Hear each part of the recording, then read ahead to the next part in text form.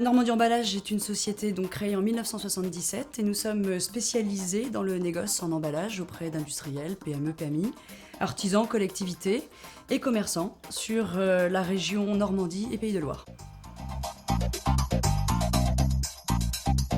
Donc nous disposions de 2 serveurs HP qui étaient dédiés à notre ERP, donc notre logiciel Progiciel, et à notre base de données. Et nous avons autour de ce logiciel 2 logiciels qui gravitent, et en particulier un logiciel de reporting, et ainsi qu'une GED, une gestion électronique de documents, nous permettant d'archiver l'ensemble de nos documents émanant de notre ERP. Si un serveur tombe en panne, il fallait déjà, je dirais, non pas prévenir la panne parce que c'est impossible, mais on était pour le coup pris au dépourvu. Qui dit pris au dépourvu au niveau d'un serveur, ça veut dire arrêt des machines, ça veut dire arrêt du travail en équipe.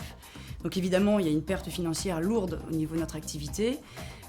Si un serveur venait à tomber en panne, c'est un investissement qui était lourd, évidemment pas prévu, puisqu'il n'y a pas eu de prévention de panne au préalable.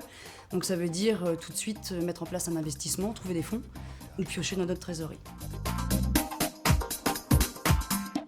Pour passer dans un environnement dit virtuel, il y a déjà 5 ans, quand on a changé notre ERP, on s'était posé la question avec mon père de justement ne plus être propriétaire de nos outils et de nos machines, mais il nous semblait un petit peu prématuré et les solutions proposées étaient pour moi peu développées et pas suffisamment expérimentées. Donc on a pris l'option d'acquérir nos propres matériels. Donc là, nos matériels arrivant à saturation en termes de capacité de stockage, de matériel vieillissant, n'ayant pas la force et la capacité de pouvoir évoluer. On avait un système de sauvegarde qui était un petit peu archaïque et qui ne répondait plus à nos concepts et à notre priorité sur la sauvegarde de nos données et la sécurité de notre environnement informatique. On a souhaité remettre à plat et se reposer la question de cette mutation, on va dire, de changement d'informatique dans un lieu totalement externalisé. L'avantage du cloud computing, c'est qu'on fonctionne sur une charge financière connue dès le début, maîtrisée, qu'on peut prévisionner. C'est avant tout l'assurance d'une prise en charge. Nous sommes une petite structure de 12 personnes, pas de responsable informatique, on n'a pas les moyens ni la capacité. On reporte notre responsabilité de notre système d'information à un prestataire compétent, expert, qui nous apporte l'assurance du bon fonctionnement à la fois des machines et de notre système d'information.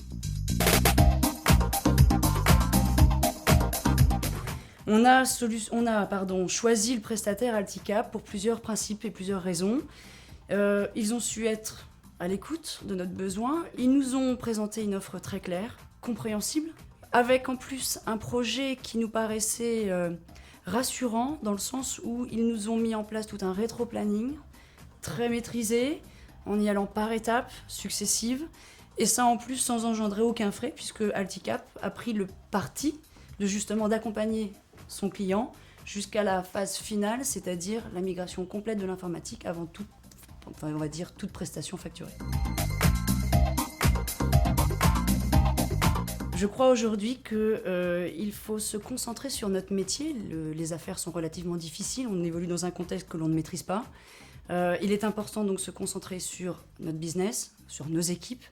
À partir de là, on ne peut pas se permettre de se faire polluer par des environnements que l'on ne maîtrise pas. Pour nous, il était évident et en plus n'ayant pas la compétence technique pour assurer un bon système d'information en interne, il fallait absolument que l'on puisse se décharger de cette charge qui, moi, me prenait beaucoup de temps et qui ne nous apportait pas non plus la garantie d'un bon fonctionnement et d'une sécurité à toute épreuve. Chacun son métier, chacun ses compétences et il faut à un moment donné aussi être, non pas présomptueux, mais faire confiance à des équipes pour justement qu'ils nous accompagnent sur la concentration de notre métier, pour qu'on puisse continuer d'avancer et d'évoluer. Et puis être proche de mes équipes et pas être proche de mes serveurs, à savoir si du jour au lendemain, ils sont prêts à tomber ou pas.